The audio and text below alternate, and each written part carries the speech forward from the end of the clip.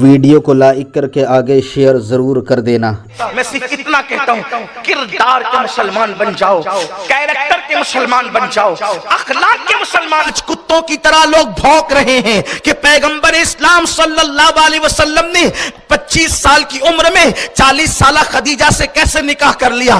آج لوگ کتوں کی طرح بھونک رہے ہیں کہ پیغمبر اسلام نے 53 سال کی عمر میں 9 سال کی عائشہ سے نکاح کیسے کر لیا۔ کیا یہ ظلم نہیں؟ اس طرح کی بکواس بکی جا رہی ہے۔ کوئی کہتا ہے نبی نے 11 بیویاں کیوں کی؟ اس لیے کہ ایک مرد اگر 11 بیویاں کرے تو کیا عورتوں پہ ظلم نہیں ہے؟ میرے آقا صلی اللہ علیہ وسلم کے پیارے دیوانوں، جس عورت کے پاس علم نہ ہو وہ ٹی وی پر بیٹھنے والے ان بکواس کرنے والوں کی بکواس سے متاثر ہو جاتی ہیں۔ مگر آج میں پہلے یہ بات بتاؤں، علم دین حاصل کرو۔ میرے آقا صلی اللہ تعالی علیہ وسلم کی شان یہ ہے، انسان قانون کے مطابق زندگی گزارتا ہے۔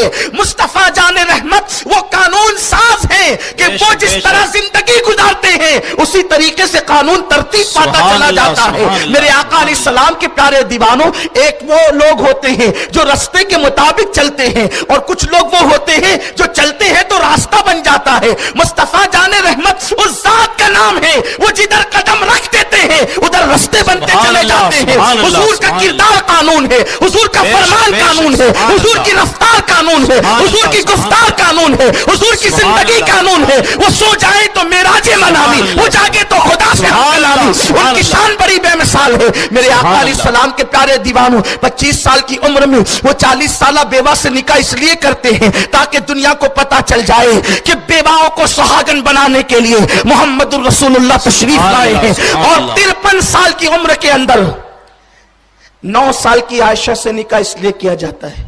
ابھی تو روایت کو درایت پر پرکھنا باقی ہے، لیکن اگر لوگ اسی پر متفق ہیں تو سنیں، 9 سال کی عمر کی عائشہ سے نکاح 53 سال کی عمر میں اس لیے کیا جاتا ہے۔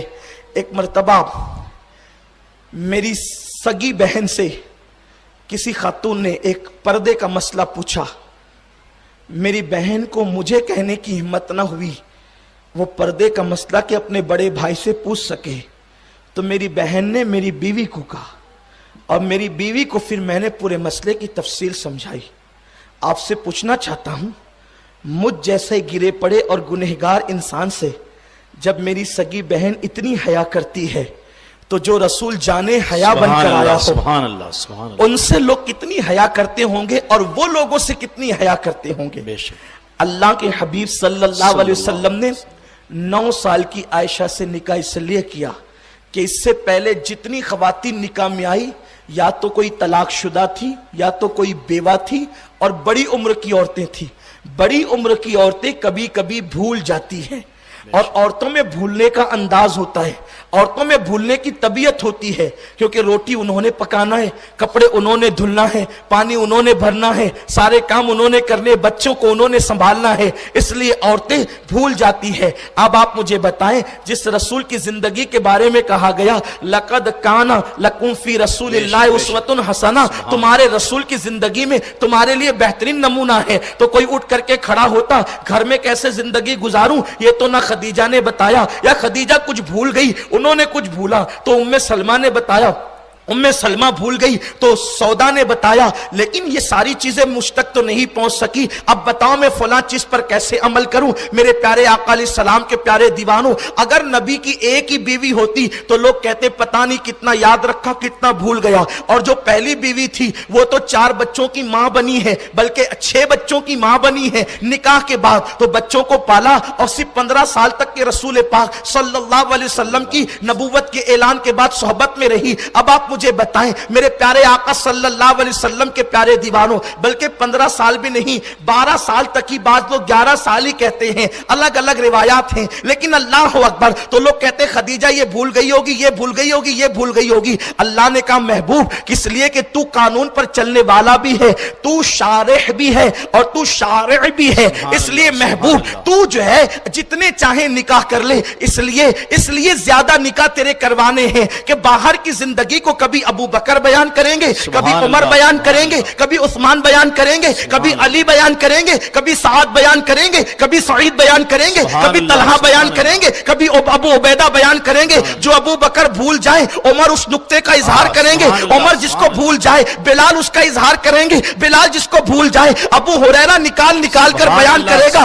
ابو ہریرہ سے جو چھوٹ جائے ابو عبیدہ ابن الجراح بیان کرے گا. گویا کہ کم و بیش 1,24,000 کو میرے آقا کی زندگی کی حفاظت کے لیے خدا نے کھڑا کر دیا، اور پھر انہوں نے اتنی حفاظت کی. حضور مسکرائے تو کتنے دانت نظر آئے. صحابہ نے باریکی سے یہ بھی بیان کیا. حضور چلے اور اس کے بعد غصے میں آ گئے تو غصے کی حالت میں چہرہ کس طرح سرخ ہوا، صحابہ نے اس کو بھی بیان کیا. صحابہ یوں کہتے ہیں جب حضور غصے میں آتے تو چہرہ گلاب کی طرح کھلنے لگتا. حضور علیہ السلام کے غصے کی کیفیت کو بھی بیان کیا. حضور علیہ السلام کی رگیں جو پھولتی تھی اس کی کیفیت کو بھی بیان کیا. حضور نے کبھی مسکرایا تو دانت نظر نہیں آئے، صحابہ نے اس کو بھی بیان کیا. کبھی داڑھیں نظر آئی اس کو بھی بیان کیا. حضور نے مذاق فرمایا، صحابہ نے اس کو بھی بیان کیا. حضور کی آنکھوں میں آنسو آئے، صحابہ نے اس کو بھی بیان کیا.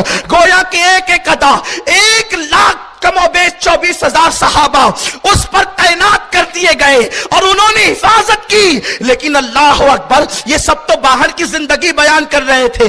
اگر ایک ہی خدیجہ ہوتی یا ایک ہی ام سلمہ ہوتی تو بتاؤ حضور کی زندگی گھر کی کیسے باہر آتی. تو کوئی بھول جاتی تو کوئی بتاتی. میرے اللہ نے کہا حبیب 11 نکاح کر، جس کو خدیجہ بھول جائے گی اس کو ام سلمہ بیان کرے گی، جس کو ام سلمہ بھول جائے گی اس کو سودا بیان کرے گی، جس کو سودا بھول جائے گی اس کو جویریہ بیان کرے گی، جس کو جویریہ بھول جائے گی اس کو زینب بنت حجش بیان کرے گی، جس کو زینب بنت حجش بھول جائے گی اس کو زینب بنت جہش بیان کرے گی، جس کو زینب بنت جہش بھول جائے گی اس کو اللہ اکبر ام حبیبہ بیان کرے گی، جس کو ام حبیبہ بھول جائے گی اس کو ماریہ بیان کرے گی. اور جس کو سب بھول جائیں گے تو ایک چھوٹی عمر کی بیوی تیرے نکاح میں دیں گے، اس کا ذہن فریش ہوگا، وہ ذہین و فتین ہوگی، اس کو تیرے نکاح میں رکھیں گے کیونکہ بچپن میں ذہن جو ہے بہت فریش ہوتا ہے، دماغ تازہ ہوتا ہے. تو جس کو سب بھول جائیں گے اس کو ام المومنین عائشہ صدیقہ بیان کرے گی. اسی لیے کہا جاتا ہے کہ تقریباً 1/4 دین جو ہے اگر امت تک کسی نے پہنچایا ہے. ویڈیو اگر اچھا لگا ہو تو لائک کر کے آگے شیئر ضرور کر دینا. اللہ حافظ.